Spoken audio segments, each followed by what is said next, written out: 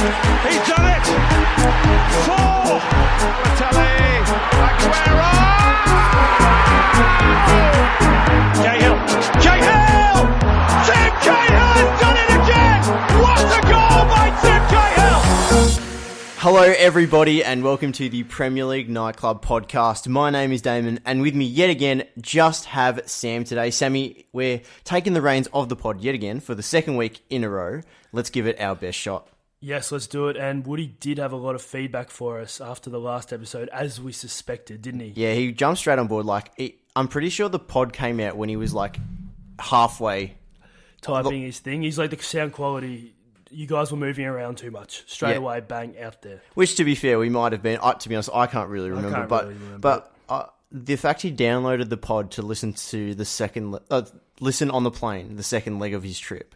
That's what happened. I think he downloaded it in wherever his stopover was, and he listened to it. Now, I appreciate the dedication, but did you hear any praise from him, or was it purely criticisms? Because I didn't hear too much praise. Oh, he said it was okay, I believe. I said he was like, oh yeah, you guys did all right, he's trying to show his worth, I think. He's not trying to let us know that it's good when he's not here. Mm-hmm. He likes to be an asset on the show, and I think although he was here for the Mitch Cleary interview, wasn't he? That was the two before. Yeah, that did do the best. I was going to go down another leg there and say that we pulled off the best response or audience, but no, he was here for that. Now, Sammy, we've had a bit of an interesting week because the FA Cup last week left us with little to talk about, but this week a lot more has happened. We've had a record-breaking weekend in some cases. Absolutely. I mean, we'll hear more about that later on. I suspect. And then, of course, hard to go unspoken. Exactly. So some big results as well. Liverpool continuing their winning ways. We'll get stuck into that a little bit later. Danny Ings doing things, as Woody likes to say. And he's doing bits again. He's on the score sheet against Leicester when Southampton got their big revenge from earlier in the year. So we'll get stuck into that very soon. But until even the quickfire results, which I know, Sam, you're a little bit nervous about doing. I'm a little bit nervous for. We do actually have a guest on today. Another special guest, just for your pleasure. Ollie Gill. And I usually just say, head reporter but I can't specify his role because he's just involved in so bloody much. He's done a lot of things. Optus Sport, TalkSport, ESPN, you probably most know him from his podcast with Mark Schwarzer. Exactly. Two Fine Reds, where they pick a red every episode. I'm a big fan of that one. So anyone out there that's listening to this and not listening to that podcast, make sure you go have a listen. Now, Sam, get your lips ready. Just prepare yourself mentally because I'm now going to ask you to hit us with those quick fire results for match week 22. So, Damos, here we go. Sheffield down West Ham 1-0. Crystal Palace drew against Arsenal. Everton beat Brighton 1-0. Leicester got done by Southampton in a big revenge 2-1. United got the job done against the bottom of the table, Norwich 4-0. Chelsea down Burnley 3-0. The Wolves and Newcastle drew. Tottenham lost to Liverpool. And Bournemouth lost to Watford 3-0, and City demoralised Villa 6-1. Now, I think that was pretty good for a first time. I think if we go back and compare it to Woody's first time... I reckon if I did that again, I would be so much better. Actually, you know what the thing is? Woody's going to sit here and potentially say something about that quickfire results. I'll defend you till the cows come home, purely because he would have made us re-record, but you're sitting there and backing it, and I respect that. I back that, because there was a few things where I wasn't too sure about the order, if I'm going the team and then the team that won or the team that lost first, and then I forgot to tell the score. Yeah, no, that's all good. No, people know, and to be honest... Let's just put it out there, it's not a hard task, so Woody, you're not that special. Yeah, and also, to be honest...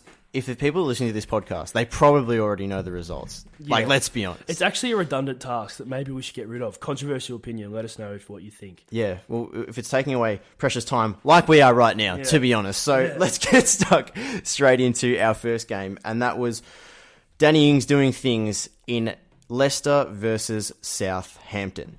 Well done, Shea Adams. That's good from him. A nice 1-2 with Redmond over halfway. And that's a great ball. And this time Ings is onside. Ings against Schmeichel. And it's going to roll in the net. And Danny Ings has done it again. He takes his shirt off. Saints lead Leicester 2-1. Alrighty, Sammy. This one was probably one of the more anticipated of the weekend. Purely because of what happened last time. And now, if you don't remember, Leicester smashed Southampton 9-0 in what was, I think it was almost a Premier League record. It was the biggest away win ever and the biggest win ever. Yeah, so Southampton had a lot to prove. And did they come out firing or what? Well, we've known that this sort of transition from Southampton, pretty much from that game, because I think they played Man City twice in a week after that, and they did actually reasonably well. I think they lost both, but it was more than respectable performances. And from then, Danny Ings has hit form. Should I just keep saying the name Danny Ings for the rest of the podcast? Maybe we should just post the name of this podcast, Danny Ings doing things, episode. Danny Ings. I mean, we'll forget the fact that Aguero scored a hat-trick and became the, Yep. We'll get into that later, but headline Danny Ings. Danny Ings. All right, now, I'm just going to look at sort of the transition as I was getting into. Now, Southampton came out in this one and looked the better team for most of the game, and especially in that first half. But Leicester obviously got the first goal through Pratt, his first goal of his Leicester campaign. So congratulations to him. But up until then, well, after that, it was all Southampton. And to be honest with you, 2-1 was probably a result that flattered Leicester. Yeah, no, I'd agree with that. Danny Ings doing things again. Just gonna keep plugging it. But just on Leicester, Damon. Mm-hmm. So Brendan Rodgers had recently tested out the 3 at the back system. However, reverted for this game into the 4-3-3. Was it the right call? Look, we talk about hindsight a lot on this show, so it's easy for us to sit here. But I spoke about a Chelsea-Everton game whilst you were gone, Sam, and I spoke about how Everton's game style at the time under Ferguson was a very rigid 4-4-2, very direct football. And I said Chelsea should have played 3 at the back. Now, I'm pretty much going to sit here and say the same. Now, I get it. Fuchs is 33 years old. Can't play every week. And Evans and Soyuncu went back into their normal centre-back positions. Chilwell and Ricardo either side of them. Yep. But to be honest, it wasn't working. And even though Leicester were 1-1 for most of the game, the goal was coming for a very long time. So I think I'm a bit disappointed that I don't mind that Brendan Rodgers backed the 4-3-3 in like it had worked so many times this season, but I don't like the fact that they didn't change. Do you think it was, instead of the fact that it was more about going back to the 4-3-3 because it had worked collectively, do you think it's because they dismantled Southampton in the 4-3-3, 9-0 with such a prolific result the first time, and that's why he made the decision? I think, again, I can understand it. Once something works, I can understand why you would go with it again, whether it be a formation or whether it be playing or substituting a player at a specific time. But I also think it's really important to be able to understand the game and say, all right, this is not working. We need to change. And if you look at the substitutions from Leicester, they didn't really change they went a little bit more attacking with Iheanacho, but other than that, they didn't change it up drastically enough to change the game, and they deservedly lost. Do you think that also, speaking about the depth of Leicester on the park that day, Tielemans was rested, Ndidi was injured, and then you look at Perez, who had pretty poor output. That all putting together wasn't their day. It really wasn't. And yeah, as you said, Perez didn't have a shot assisting, was subbed just on the hour for a player that really had been doing quite well for Leicester and had done quite well in the Premier League for Newcastle for quite a while. I was pretty disappointed in just all round, and I think that's probably sums up exactly, this game on the weekend sums up exactly why Leicester were never taken seriously as a threat to Liverpool, and it's because as soon we knew, I think Woody actually mentioned it a couple of months ago, as soon as this Christmas period would come, they had to get through it. Yeah. And they almost did, but it caught up with them because their midweek game against Aston Villa in the Carabao Cup, they only made 2 changes from that game. They played 4 days earlier or something. Their form suggests in the Premier League that it's not going all that well at the moment. They've only won 2 of their last 5. It's just not... Yeah, I think it depends on that. That can be looked at in terms of ambition. If Leicester want to finish just top 4, I think they'd almost accept a slump. I think that's what we've come to think from Leicester now, though, is that we're not considering them as just maybe a top 4 team. I mean, they've won the Premier League before. When they're in this kind of form and in this kind of run through the longevity of a season, we're looking at them as a big club that can push for the title, which is a really good thing for Leicester. I think you struggle to find someone other than maybe a Liverpool fan and maybe a Man City fan who doesn't want Leicester to not do it again. Do you know what I mean? Absolutely. They're a very, very lovable team. But speaking of lovable and speaking of Woody's love for someone, Woody's and it's love. Danny Ings. And we have to talk about... Actually, all right, Sam, I'm going to ask you a question. What did you think of his performance? Like, just all round. Obviously, his form's outstanding, but what did you think? I think he tried not to score. But his form is just too good. He just couldn't help himself. He scored the winner, which came at obviously a great time for the team. But if we're actually dissecting his game, it wasn't his best performance, and he was lucky that he got the goal because I think it overinflated his contribution to the game. Yeah, well, I think he was actually meant to be substituted just before he scored, and then something happened. They decided not to, and of course, lucky for Southampton, he did find the back of the net. But yeah, he smashed into the post one shot, and I think hit the post twice in like 2 minutes. He missed a one-on-one with Schmeichel. He only went at 50% passing for the day. Didn't have an outstanding day, but when you're in form, find a way. That's what happens. Yeah. That's I think something that carries strong throughout all sport is that it doesn't matter how bad your day is going, that if you're someone who's in form, you're going to get yourself up. And credit to Danny Ings, he did that and he got his team over the line. Yeah, Southampton flying now, almost looking at the top half of the table, believe it or not, compared to where they were 2 months ago. And 2 months ago, I was going to say, about 10 weeks ago. Leicester, on the other hand, of course, probably, one that they'll want to forget pretty quickly. I expect Leicester still to make top 4. Do you, Sam? I can't see Chelsea getting them anymore. And yeah, I mean, everyone else below is else below is pretty irrelevant. So I think they've got a nice little buffer there. They're going to have to start winning again, obviously. Yeah. Champions League, here they come. Yeah, I think it'll be good to see them back in the Champions League and see how far they can go next season. All right. That being said, though, there is a lot of football left to play. That is true. I mean, we could sit here even next week and say Leicester are cooked. Pretty much still got a quarter of the season left. Oh, if not more. If not more. Yeah, well, there's still at 17, 18 games. One third, yeah. Almost. Yeah, 1/3. So there's still plenty of football to be played. Now, Sammy, let's move on to a segment where we're going to get stuck into some more individual areas, I think, today, because it is time for everybody's favourite segment and everybody's favourite song, and that is Winners and Losers. Oi, did someone say winners and losers? Sure did, mate. All right, Sammy, I know you. I'm going to give you. You have to say your winner first this week because you really just want to talk about the man and how good he's been. So, who is your winner? Aguero!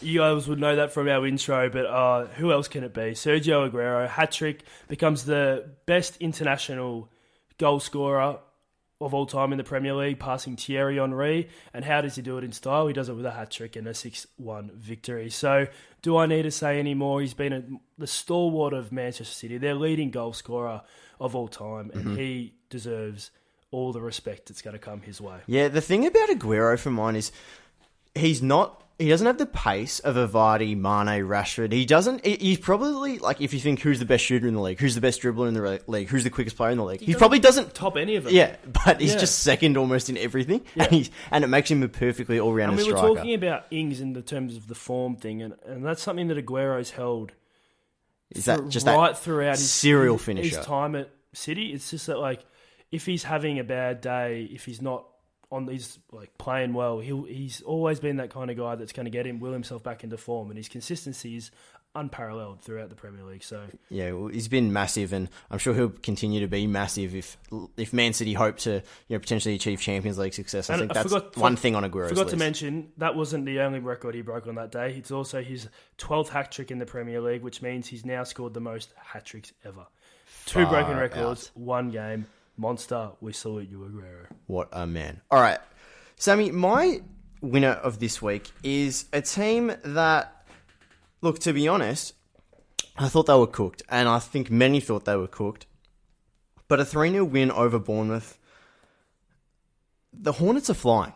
The Hornets are absolutely flying, and Nigel Pearson has turned this team around just in incredible ways. He did it with Leicester a couple of years ago before they won the league, and I'm pretty sure I literally said that exact sentence in an episode previously, but they've earned 13 points in their last 5 games. It took them 22 games to get that 13 points before. We've seen Deulofeu in a bit of form now as well, which is helping. Troy Deeney's back from injury, and look, I think Pearson took over pretty much as soon as everyone started coming. That always helps. But far out, like, we always knew the likes of Doucouré and Capoue were better than bottom table. They were dishing. Yeah. When you look at Watford's list, you don't think they're a relegation battle team. No, they really shouldn't be. And of course, they made an FA Cup final last year.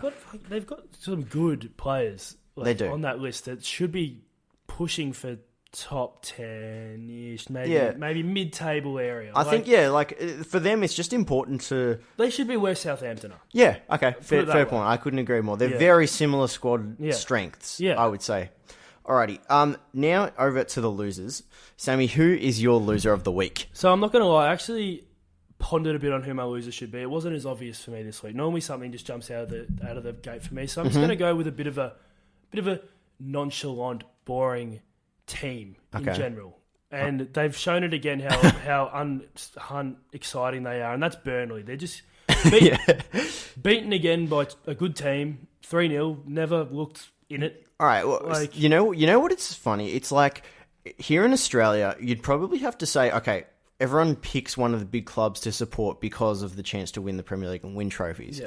But, of course, there are other teams such as Newcastle, Villa, that do get picked up. They have a lot of following. Yeah. Well, Newcastle's one of those clubs that's just huge exactly. for some reason. Imagine waking up at 2 a.m. thinking, yeah, I'm going to watch my Burnley boys tonight. Yeah, it's just not a thing. They put you back to sleep instantly. They do. They're just boring, and I think they're sitting 15th. They're really not in that... So they're not worried about relegation this year. Just yet. But they're not looking to do anything. They're a bit of a stalemate, and they haven't been mentioned enough for being boring. So they're my loser of the week. Yep, fair shout. Alrighty, Sam, my loser is West Ham. And now this one is pretty harsh, but I think, West Ham at the end of the day, the right decision was made. Declan Rice is going to be having nightmares about VAR for a while.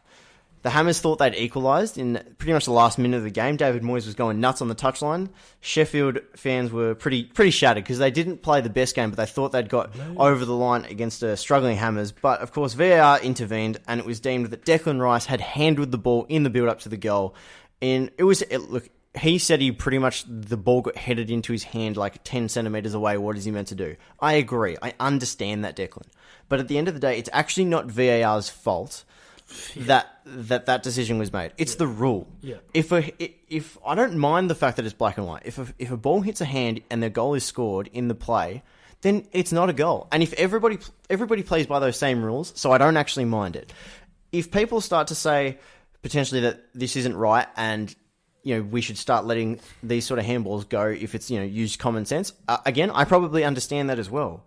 But regardless of that, VAR is not at fault in any situation. It's the rule book. If the rule book says it, then we have to just play to the rules. And I think Declan Rice complaining has a little bit of a case, but at the end of the day, he's complaining about fact. Yeah. And when you complain about fact, you're not going to get too many sympathisers. So that's fair enough. Hammers now 16th, 1 point above relegation. That'd be stressing. Nice. Well, there you go. There's our winners and losers. Done. Damon, I just have a question. Yep. It's popped into my head as I was looking at the table. Mm-hmm. So you remember when we started this podcast, we did our predictions? Yes. Is it time next week to revisit those predictions? Can we wait for Woody to come back? We can. We'll wait for Woody to come back. One more week after that. One more week after that, because I think I was just looking at the table. I think it'd be very interesting. I'm pretty sure all three of us had Sheffield going down. Yeah. So I think maybe if we just spent a little segment on the biggest surprises this season compared to what we thought would be a bit of an interesting thing to add. Just something different, bit of flavour. Yeah, 100% we'll do that. Let us know if you think that'll be a good idea. For sure. Alrighty, speaking of, good, let's get stuck into the best. And that is Liverpool and their little bit of a scare, but not really, against Tottenham Hotspur. Yeah. That's Henderson. And it breaks for Roberto Firmino! Liverpool's roadman scores away from home again. Alrighty, yep. Tottenham pretty much didn't get much in this game. Well, some might say they had their chances, which they sort of did. They did. Oh, I mean, Eriksen's miss was a bit of a... Yeah, Lo Celso, Son... It's a head in hands. Son smashed it into the bar, I believe. Yeah, I think so. And Lo Celso's one was, for mine, the real ordinary one. Of course, our very own Woody was at this game, and to be honest, he did message us asking if he could call up and talk about the game, and we both seen him. So, yeah, Woody, when you're listening to this, we do apologise, but you can call up next week and tell us all about it, or just wait till you get back. But you just stick to the graphics, young man. Yeah, that's all you're good for. Alrighty, now, Tottenham Liverpool. It was probably a game that many thought Tottenham might push Liverpool purely because of Jose Mourinho and his ability to park the bus. But and he did do it. He did do it. It was always coming. He reverted back to the ways. Chelsea into United, and you know what you're going to get from Mourinho when they're coming up against a good team, and that's exactly what he. And it almost worked. Delivered. It almost. I mean, Liverpool only scored one goal. Yeah. And the goal was scored by Roberto Firmino, and this man. Sam, I'm not even going to ask the question because every week we're going to get a different answer. It's like Mane, Firmino, Salah, who's the most important? And it's actually one of the hardest questions to answer because one week you're like, far out, if Firmino wasn't playing today, they would have lost. I really like Firmino the way he plays as a sort of, not just a goal scorer, but he's also a very good facilitator in the middle. Yeah. And I think that without Firmino, Mane and Salah don't work nearly as well. Yeah. So I think if you take either three of the cogs out, in my opinion, I think you take Firmino's cog out and you leave that for a long period of time, it's going to hurt more than if you take one of the other two out. Just because I feel as if... Yeah, so you're saying that he's harder to replace. I think I mean, that's hard to say. It's so harsh when you think about the other guys. You think about the other guys, and I don't know, I just feel as if... I think what I'm trying to say is that he shouldn't be disregarded because without one, they all wouldn't be as good. Yeah, I think that's where we have to leave it. Mm-hmm. I couldn't agree more. Could not agree more with that. Yeah, I'm not saying that he's better than the other two, but I'm trying to make it an even. Without one of the cogs, they're not working as well together. Yeah, for sure. So yeah, Jose parked the bus. It was a pretty ordinary game, but nevertheless, Roberto Firmino, he continues his fine form. That was actually his third consecutive goal in an away game for the Reds. 100% passing, 87 passing accuracy, 100% take-ons completed. Again, Sam, looking like pretty much evidence of that central player that he can be, that ability to pick a pass. But of course, 4 chances created as well, 3 ball recoveries and a goal. And that's what I'm talking about. Yeah, he's so all round, and you'd have to say he'd almost like. If you put him in a central midfield position, I mean, he'd almost be able to do a job. He's that good at just ball at feet. And that's what Liverpool have really good at the moment as well. I feel like they're all, as much as they're individual superstars, they're all playing for the team. They're all role players. I pose a question to you, Sam. Go on. I look at Arsenal's invincibles, and obviously Liverpool haven't won a game. Haven't lost a game yet. Jesus. I thought you were talking about one a Premier. Yeah. No. We got there in the end. Liverpool haven't lost a game, and of course Arsenal went a season undefeated. Look, if you compare both lists, who would win a game tomorrow, both in their prime? Okay, so I'm thinking, just off the top of my head, because you've come at this, I'm thinking it's the Arsenal team of Henry, Vieira, Petit, Bergkamp. Okay. So just to get that in my, it's hard to say.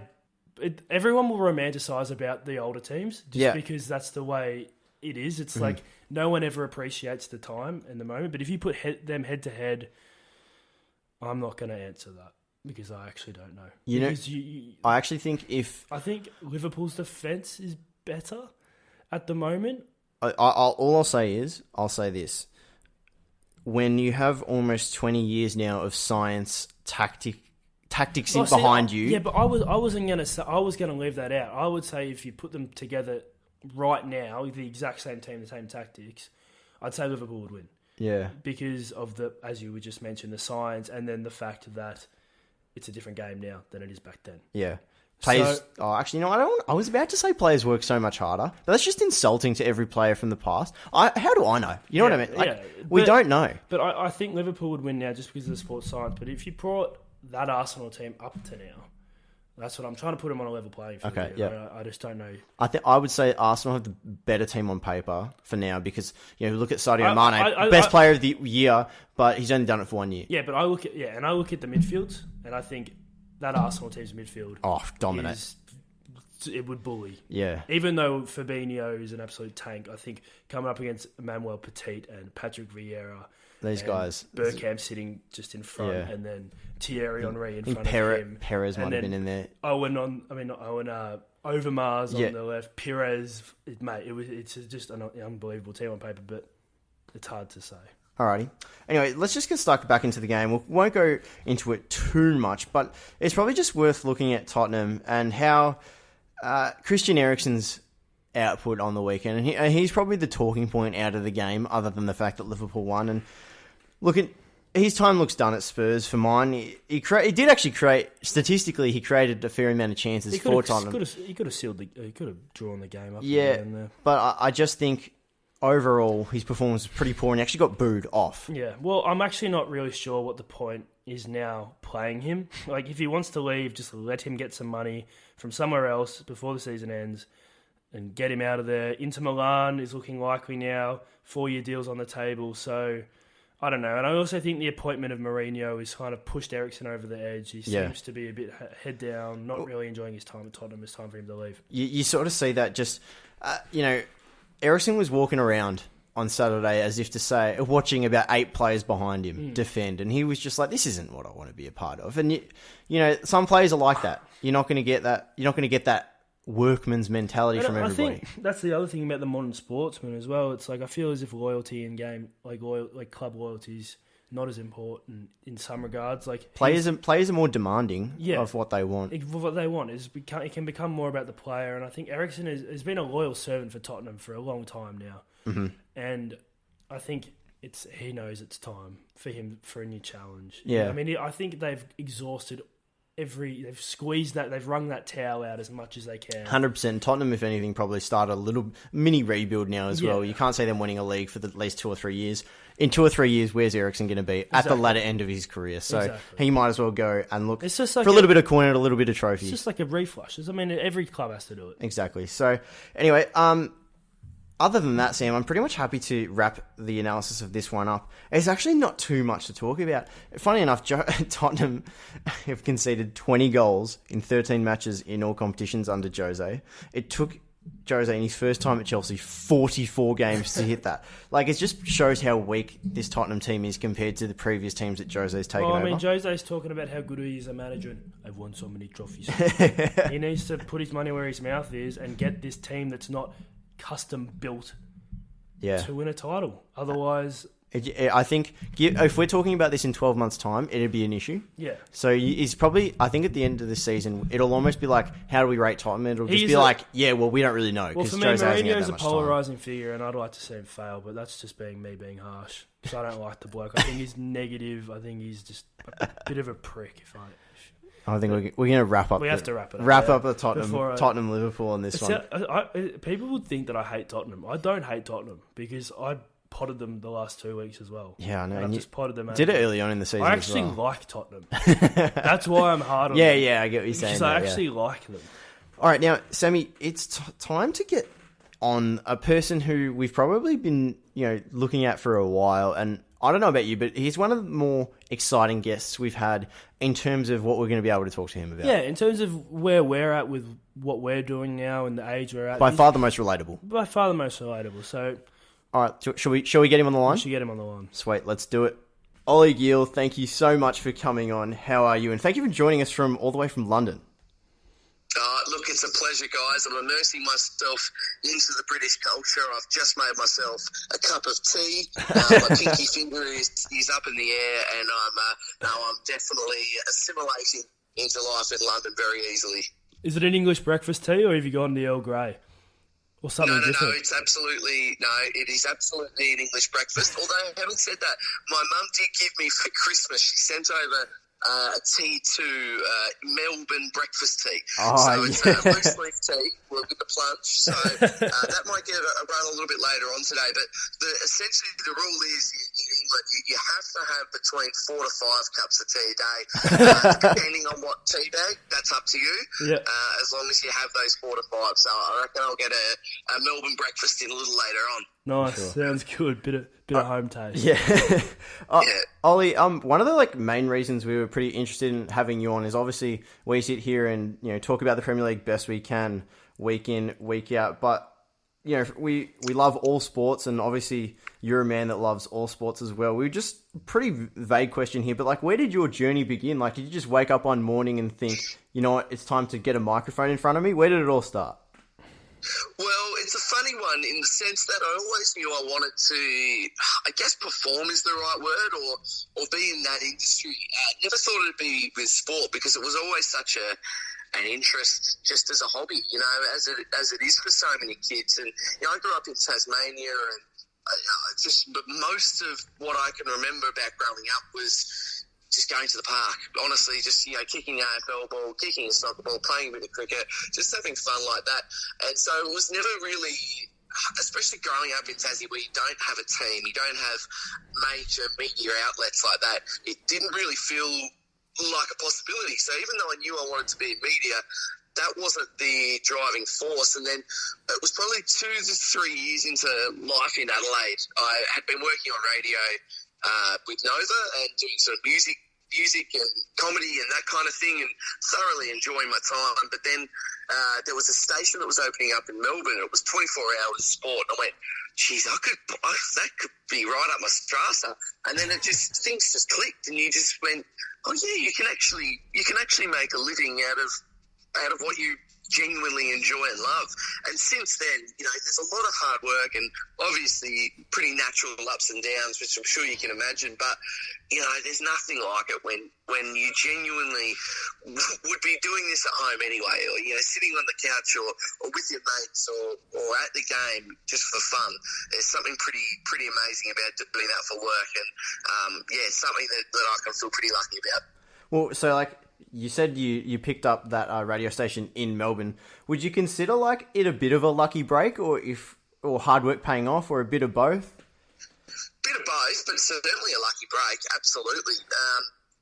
Lucky in the sense that I hadn't done too much sport, in a sense, so I kind of had to prove my knowledge from a fan's point of view. So I'd done some MC work with the AFL and Hobart Hurricanes, things like that. So I had some sporting experience, but when it came to punditry or pure journalistic knowledge when it comes to sport, it was all hearsay. It was all pretty much what my AFL fantasy team had done. And then going back to the fact that I took Crew Alexandra from League 2 to the Champions League in 4 seasons. And so, other than that, you kind of they just had to go with it. And believe me, but so, in a sense that was definitely considered lucky. But then on the other side, there's hard work and still, specifically now, being in London, I'm sure you can imagine, we all love our Premier League footy back in Australia, but not compared to how they do here. Yeah. And I struggle with things like, it's all very well and good having a discussion about what happened this year or the last year or the season before, but when they're talking about what happened in the 1960s, 70s and 80s, bloody hell, there's so much to learn. So lucky in a sense you're there, but then the hard work really kicks in where if you want to swim and not sink, you got to know your stuff. And, when you're around these guys, it's pretty daunting stuff. So there's a lot of research that goes into it. Yeah, well, I suppose just on that, and you're talking about the Premier League in this instance, but given you're an Australian, you're obviously into cricket, AFL, and I noticed on your Twitter recently the NFL. How do you draw the line between being a fan and then being a professional? And is it hard to remain not biased all the time when you're in that sense? Absolutely it is. I don't know if I do draw the line. I think it's part of who I am, in a sense that certainly I'm professional when I'm working, but I like to have a bit of fun, and I'm a bit cheeky, definitely tongue-in-cheek with my approach. So I'm not sort of coming from I listened to your interview with Mitch Cleary, and the work that he does is exceptional, but he's very sensible in his approach, and it's facts and things like that. But when it comes to me, if there's a gut instinct, or if there's a love when it comes to a certain team, bring it on. Why not? There's always room to have fun and show your energy and your character. So just go for it. When it comes down to maybe writing a piece, that's when you've got to leave your bias out.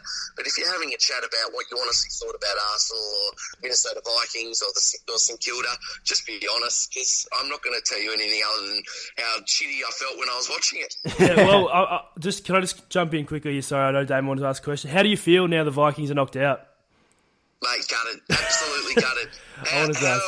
how silly do you think I felt as soon as we beat the Saints? I booked a flight to Miami and I thought, look out, this is going to be great. I'm going to see the Vikings win a Super Bowl after 3 away wins on the trot.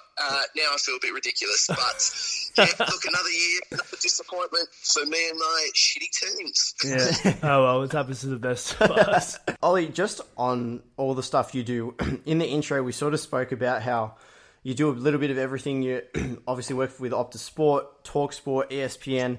What does a usual week look like for Ollie Gill? Geez, a usual week. So Monday, if we start on a Monday, that's where we do the podcast I do with Mark Schwarzer. Big fan of that one, by the way. Thank you. It's great fun. It's still very much pinch myself, to see, we've recorded in Mark's wine cellar at his place, and you just look at him and you go, where did things go wrong? How are you in your wine cellar with a bloke from Tassie drinking a bottle of wine? But that's normally the start of the week. So we record that, look back at the weekend that was in Premier League and a little bit of Bundesliga too. I'll edit that, upload that, and spend a bit of time making sure that that's going out to the right places. Then for the rest of the week, it's all very mix and match, a bit eclectic with TalkSport, whatever, we've got, AFL games during the week, or whether it's Champions League or Cup runs, things like that. Fridays, ESPN, we do the NFL show.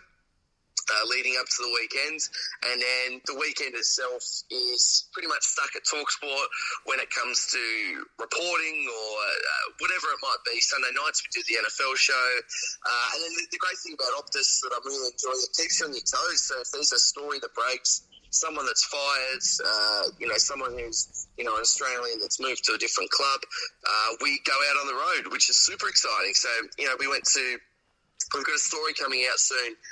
With the assistant coach of Grimsby, which is a beautiful part of the world if you ever get the chance. Anthony Limbrick, a guy from Launceston, actually. So he's the assistant coach at Grimsby Town, which is fantastic. So little things like that, going out and enjoying and sort of, getting to see a little bit of God's country, as they call it. It just sounds like, honestly, so much fun. Like, without sounding lame, just saying it sounds like so much fun. Like, it actually, I know Damon and I, it sounds like the dream lifestyle where you're not really working at all. You're just doing exactly what you love. Well, if you're doing what you love, you're not working. That's what they say anyway. Yeah. I think it's safe to say we're quite envious. But just on the fact that you work with the likes of Mark Schwarzer and get to do all these type things, do you have, to this point, a sort of standout moment, somewhere where you really did pinch yourself? You're like, how am I talking to this person right now? Like, what sort of sticks out in your mind like that? So I think I've definitely had a couple. I've had a couple doozies, and I think one of Jurgen Klopp would probably have to be up there. Walking into Melwood was one of the most intimidating places I've ever been, just purely on the fact that, they had just won the Champions League at the time, and there's such an aura, as you can imagine, around the city of Liverpool itself, but Melwood in particular, and you go in there and you're sitting in the sort of training facilities just waiting for the great man to come in. And as soon as he comes in, the first thing you see are his gigantic white teeth. And seriously, it's like a rom-com where it just brightens up the room and he gives everyone a handshake and he's giving everyone the time of day. And sitting down with Jurgen Klopp was unbelievable because he's just sitting there. And you're talking about stuff like, I got him to try and edgy like I asked him what when we did a slang game, Australian slang. Yep. And I said, what do you think Manchester means? And he goes, Manchester, I don't know, but I don't think it can be good. And I was just pissing myself. And then he's talking about, does your mum say, when I told him, it's a clothing store area, get your Manchester, your linen and goes, stuff. Does your mum say you got to clean your Manchester? Things like this, and you're like, this is just bizarre. I shouldn't be allowed to talk to him. But then on a weekly basis, I mean, he'd hate me knowing this, but being able to sit down with Schwartz is pretty incredible. And more, going to his house and seeing some of his memorabilia for his playing days in the Premier League or at the World Cup is pretty special. And in his wine cellar, so how cool is this? He's got about 8 or 9 man of the match champagne bottles. Yeah. So, and it's all designated or printed for specific games, obviously. So it'll have the Manchester United logo and the dates, man of the match, and it's half of my size. It's about 3 foot. It's crazy. Far out. And seeing things like that obviously you don't even know. I didn't know that he got. So it's being able to be allowed into that inner sanctum. That's a gigantic intimate moment for sure. Yeah, that's cool. Well, just like retracting back to the Klopp interview, you said you obviously got into the room beforehand. I know when Sam and I sit here and interview someone like yourself or the other people we've interviewed, even though we're not face to face, it's still very nerve wracking. Well, what goes through your head? Are you sitting here like, all right, I'm going to try and figure out a way to ask him this, or do you have like goals and objectives? Break the ice somehow. Do you just think as soon as he walks in, say the first thing that comes into my head? How do you go about something like that? Well, firstly, I must say I am a very intimidating person, so I'm not surprised.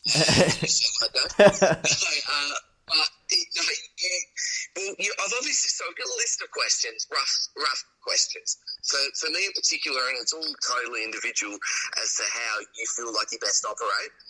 For me in particular, I've always found it best to have dot point words instead of written out questions, because I find if I'm interviewing someone in particular that I feel really nervous about, like a Klopp, if it's too wordy, I'll just get way too stressed.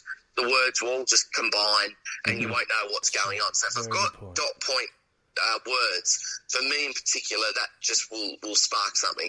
But the only thing I try and do, and still massively working on it, and I've got a long road ahead, but I watch a lot of a guy called Howard Stern, who's kind of, he's so good. in my eyes, so good. So right? good. If you haven't heard much of Howard Stern, he's almost the godfather of modern media and of radio. His line of questioning is just really honest. So I'm sure he's got a structure in what he wants to get out of his guests, but he will just ask what he sees, and what he actually thinks. So that's that. When I go into those chats, that's the only thing I want is if something comes up in my head, just say it, because it can lead on to 1,000,001 different things. And with Klopp in particular, he's such a media man. Like, he gets it. He gets the game. He's up for it. And you get that sense straight away. So, as soon as he sat down, he said something about, "Oh, you're from Australia. I don't like the cricket." Like, that was the first thing he said to me. And then you go, "Well, why is that?" And then we just talked about the cricket. And I said, "No, it's much better than football." Like, wind up and have a bit of banter, and it felt real, which was, so that's sort of my approach. We're quite genuine, yeah. I'm going a little bit off our running sheet here, speaking of all that. So Sam's giving me a little bit of a look now, as if to say, what are you about to say? But I just want to ask... I've listened to probably 90% of your podcast with Mark Schwarzer, but I do just have were you just sitting at the pub one day with him and you're like, oh, we should start a podcast? Because that's sort of like, how most podcasts starts, or how most of them start at an amateur level. But how do you plan that? How do you just sit down and be like, yeah, we're going to do this? Well, it sparked from... So I first met him when we got lucky enough to work for the Women's World Cup in France. And that was a super cool experience for me, and that was the first time I met him. And most nights we'd have dinner, and he would just, being a former professional, a lot of them drink wine instead of beer, just purely for calories. So he would drink a wine, and I'm really fond of a wine as well, so we would both have a wine together. And that was kind of our little thing. We'd have a sharp red, at dinner, and then go to bed. And when we came back after the tournament, I thought to myself, geez, we actually really got on, bizarrely. In my head, I'd never thought that, maybe we'd get on, but not as genuine mates or have a proper chemistry. But we did. And so I thought, right, I don't want to not... I can't let this opportunity go because there's something here, I don't know what. For me in particular, I thought there was no room whatsoever for a podcast with a former professional and a kid from Tassie. It just felt mental to me. I just thought there's no... seriously, if I picked someone I went to school with doing a podcast with Harry Kill, I just go, well, I don't understand. Like, what's the go here? And so it needed to be like, right, if we're going to do this, we need something else. And it was wine. So we wanted to, I pitched this to Mark. He said, yeah, I'm up for it. And then I very much went down the path of, right, well, I'll do everything. So he's got no excuse to say no. Do you know what I mean? Like, I didn't want to be like, well, okay, well, can you do this? Are you able to provide this? I thought, right, if I just go away for a week, plan everything, so all he has to do is be at a place at a certain time and speak, then we're good to go.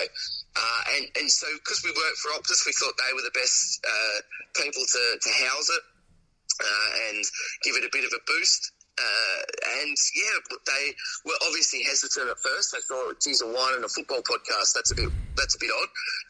But just thought, hey, why not? And I think it's good. I think it's growing.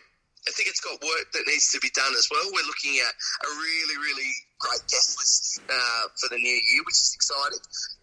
But it's a different kind of format and one that is enjoyable, but not so enjoyable when you have to drink a bottle of wine at 10 a.m. on a Monday morning. That's not the dream.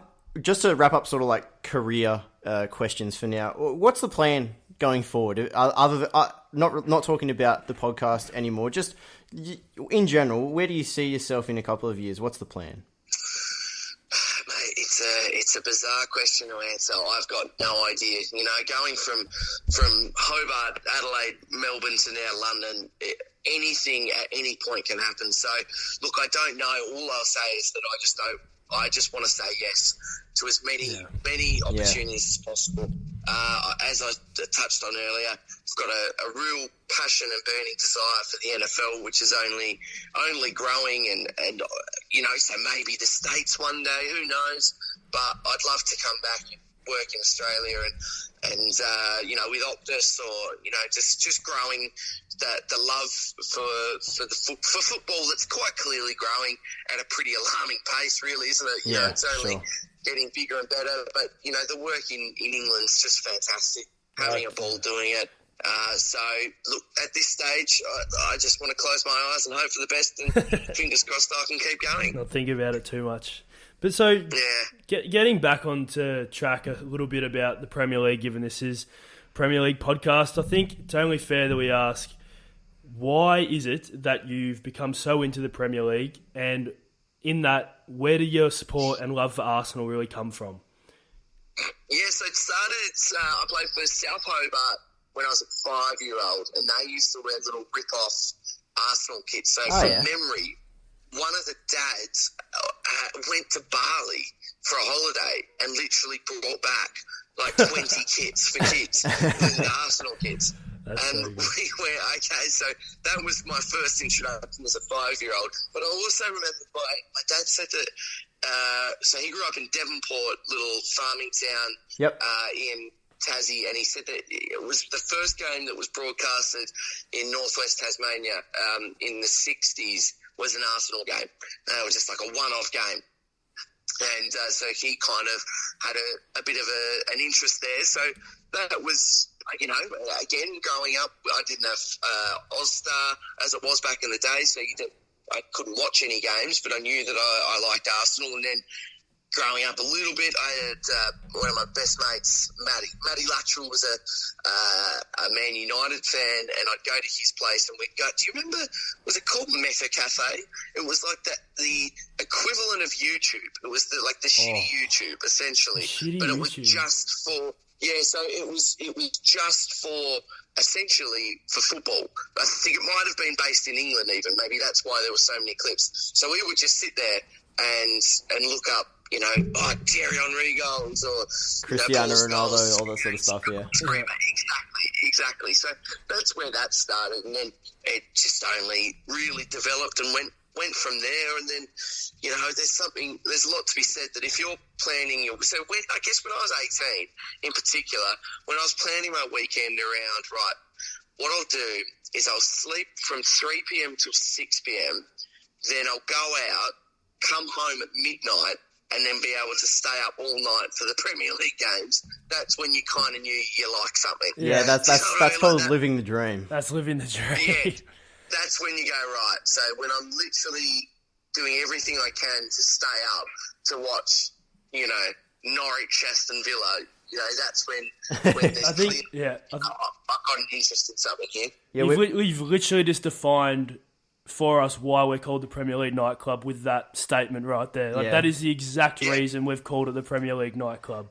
We were pretty. Well, that's why I just think, honestly, Australians need more respect because a lot of the time people hear you go, so why'd you go for Arsenal or why do you go for these teams? And they don't understand that we're genuinely passionate about them because in a sense I kind of understand.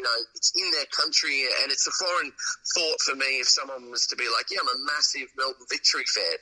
Like, what? Why? Yeah. You know what I mean? I do understand that.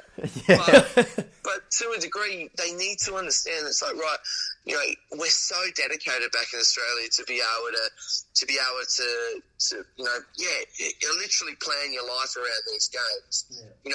We're just as passionate. If you're an Arsenal fan, you might as well live in Highbury, if you're in Australia. Like, it's just how it works. Yeah, I guess, quite often you'll see people say, if you don't have the same passion as perhaps, the person who lived in North London. But nevertheless, it's like, I'm sure many fans would, but if the games were on at 2 a.m. every week, you wonder if they'd get up for the games like we do. Genuinely. I can guarantee you they would. There's no way. The alarming rate, and again, as an Arsenal fan experiencing Europa League as over the last year or two, mate, no one even goes to that. No one bothers to watch that here. So that means people have got, so many Europa League tickets that they just want to give out because they're not going to go. Like, that's the point, and that's because it's a 5 o'clock kickoff on a Thursday. And I'm like, that's a dream kickoff back home. Could you imagine if we got to watch a Premier League play at 5 p.m. on a Wednesday? Like, that's crazy. You just imagine how much bigger it would be here. Yeah. It's a really interesting way of looking at it, and you can have debates with people from England, and I'm sure you have, just about how, you can talk about it till you're blue in the face about how passionate we are, but sometimes they just don't understand. So I completely understand where you're coming from. Now, sticking to the topic of Arsenal, just wanted to ask you, obviously, Arsenal probably in a very similar boat to a Man United team about the change in manager after a long time, and of course, funds, all that sort of stuff. Where do you see Arsenal right now?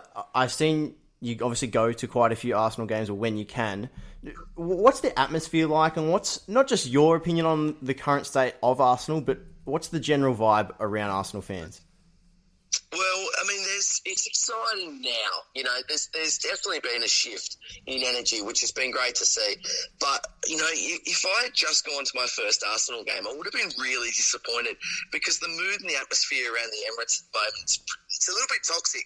I had my mum over not long ago, and we went to a game with my girlfriend and my mum, and it was the Aston Villa game where they were winning 2-0 by half time, and we came back and won 3-2.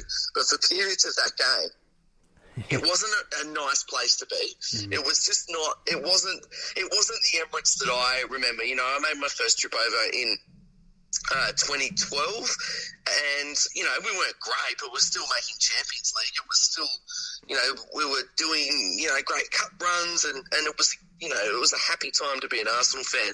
So I have noticed a shift. But having said that, I have also noticed a positive shift. So since Mikel Arteta's come on board, there's life back in North London again, which is really exciting. And I'm sure you guys can tell that, even though that Chelsea loss was that was so frustrating for us, and obviously the draw against Crystal Palace. But there's been a total change in demeanour, the way they play, players' attitudes. Things just feel different. So I think it's an exciting time. Or maybe not exciting is the right word, but just enjoyable again. At the very least, even if Arsenal lose, you can guarantee for 90 minutes they're going to try, and they're trying different things. And we're watching a more attacking, aggressive, and direct play that we haven't seen for quite a while now. Yeah, well, so just sticking with that and on the pitch, what Arsenal are doing now, who would you like to see them target in terms of transfers in sort of January and then moving forward into the foreseeable future? What do you want from that? I mean, a part of me goes, I wish we started to go down the path of what Man United have done and being able to sign really good quality youth players and almost pretend that in 5 years' time that they came from our academy, because that sort of feels how they're going about things. So, look, for me in particular, I don't have a specific name. The one that I'm excited to get into our squad is Saliba, of course, who we've signed. Yep. Going back out on loan, but we'll get him at the start of next season. So, I mean, that's a new player in itself. I'm incredibly excited to see how he goes. But you know what? Quite clearly, the centre-back situation is absolutely the one that needs to be rectified. But I just want a big-name player of any position to want to come to Arsenal. As good as he was in League One, I didn't think that Pepe was considered a great player worldwide or a big player. Big potential, but not a big player. But I just want a big-name player to just want to be there, because that means so much more than, what the manager's doing, or, it changes the outlook on the club. Someone genuinely wants to be there. I mean, you're halfway there once that's happened. Yeah, just a morale booster for fans as well, more than anything. You're talking about the Emirates being pretty much a dead spot. I mean, I think that's where you're going with that, is that if someone wants to be at Arsenal, like, I don't know, off the top of my head, anyone specifically right now who's up for grabs, but it's just that extra added life you feel of someone that they can get around and rally around and celebrate. So, yeah, I know what you're coming from. I guess it's just someone to talk about in the pubs again and all that sort of stuff. That must be... For sure. But, look, we've been really lucky in the last transfer window in particular. We got quite a haul. Like, let's not forget that. It was a really good transfer window for Arsenal. So, look, to an extent, there's players like Tierney that, they're a new player to us still. The time that he's obviously going to spend on the sidelines, by the time he comes back and hopefully, is totally fit and can have a really strong string of games, that's still a fresh new player, that we don't know a lot about yet. There's still, and obviously, as I mentioned, Saliba, that's so exciting. And hopefully then Pepe can fire. And who knows, mate? Look, it's going to be a really interesting time. But as far as transfers are concerned, for me, I just want someone who wants to be there. For sure. All right, so... just to wrap up this whole interview, we tend to like to ask a few quirky questions, and I think Woody, we're actually one man short today, and Woody was very disappointed that he didn't get to have a chat with you. But these are sort of his questions that he likes to ask, and he likes to chuck them up on our Instagram, like your answers, sort of. So the first one is, who is your current Premier League five-a-side team, and it has to involve a goalkeeper. Oh, bloody hell. Okay, well, let's go for... do I have a budget? I'm going to assume I've got a budget just for fun. Okay, I'm going to go to Bravka in goals, because I think he is a genuine shot stopper. He's constantly under pressure at the moment, so I'm going to go to Bravka just because I think week in, week out, he's making some elite saves, and I reckon he's going to save me on my budget elsewhere. I'm going to go right up front. I think it's going to be hard to look five-a-side. I think Jamie Vardy would be better at five-a-side. Okay. I think that he would be really good at breaking some lines. So I'm going to go Vardy up front. I'm doing this quite unorthodox, but that's okay. So we've got three players left. Then we're going to go centre-back.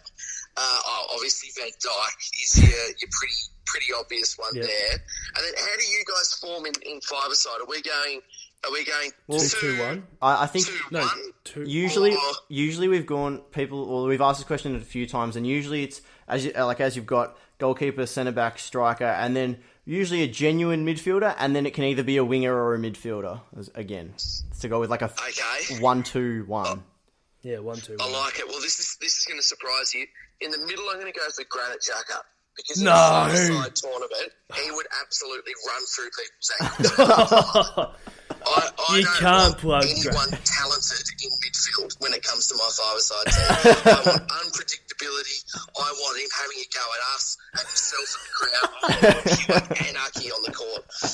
So I'm going to go for Granit Xhaka there, and then I reckon Sterling. I can't look past Sterling at the moment on the wing. For me, I think that as much as I would like brute force in the middle of my court, I think having someone like Sterling on the outside, being able to dance around 50-year-old Bob from Sandy Bay, I think I'm going to go for Sterling. Sounds good. All right, and one other one we would like to ask is if you could have a sit-down dinner with any current Premier League player, about a 3-hour, wine and dine, who would you pick? Andy Robertson. Don't even have to think about that. Andy Robertson. He is just hilarious. I think he is one of the last remaining genuine characters, and I think he'd pay for the dinner too. To be honest, yeah, I think probably. He's chivalrous. Maybe actually, maybe I'll take it back. Actually, Hector Bellerin. Really? Oh, Now yeah. I've thought about it. Hector's my man. He has a I'm wild obsessed with accent. the guy. I just think would be, seeing some of his interviews away from football. Very intelligent guy. We both have more so, but I've got an interest in fashion to a degree, and I would love to just pick his brains and talk about that sort of stuff. And I don't think we just talk about football. So yeah, I'd probably go for a combo of. I might have main, maybe entree and main with Bellerin, and then would have some sort of loose affogato with Andy Robertson if I can. Yeah, nice. Absolutely love it. Very, very good. All right, Ollie, well, thank you so much for coming on. We absolutely love getting guests on. Optus Sport have been, kind to us, and so that just adds another number to the Optus Sport tally. So thank you again. Sammy, you got anything else to add? Not from me, but I know Woody wanted me to mention that he's a massive St Kilda fan as well. I think he really wanted me to mention that. Yeah, so you would think highly of him even though he wasn't here.